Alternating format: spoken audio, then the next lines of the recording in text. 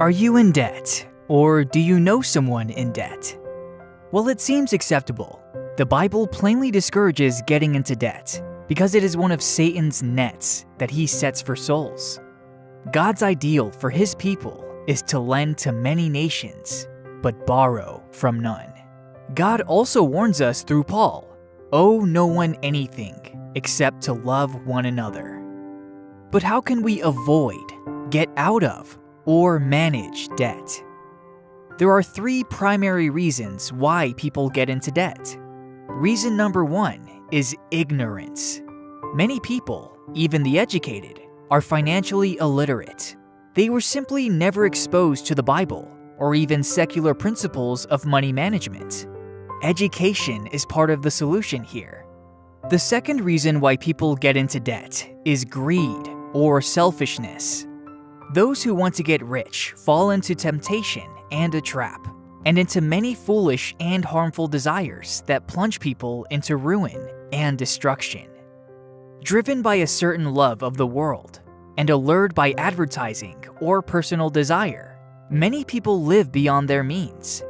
They aren't willing to live in, drive, or wear what they can afford. Many of them also feel that they are too poor to tithe.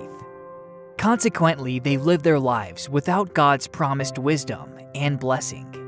But the remedy for this problem is the work of the Holy Spirit in their hearts, exchanging greed and selfishness for contentment.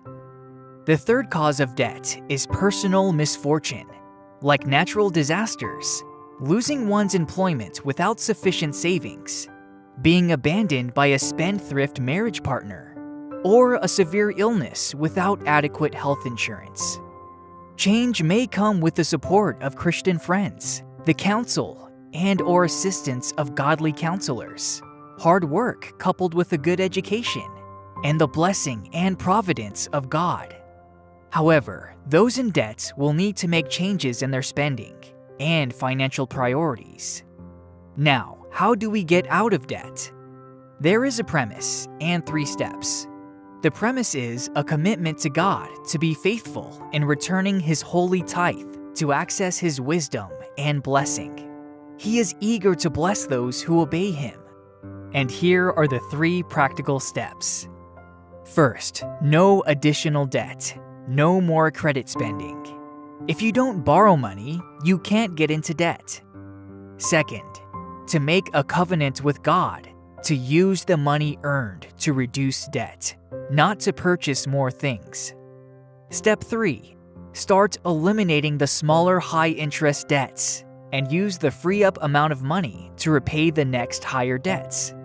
In addition to it, the Bible also encourages us to flee from get-rich schemes and surety. We must be helpful to those in need, but not become responsible for their debts.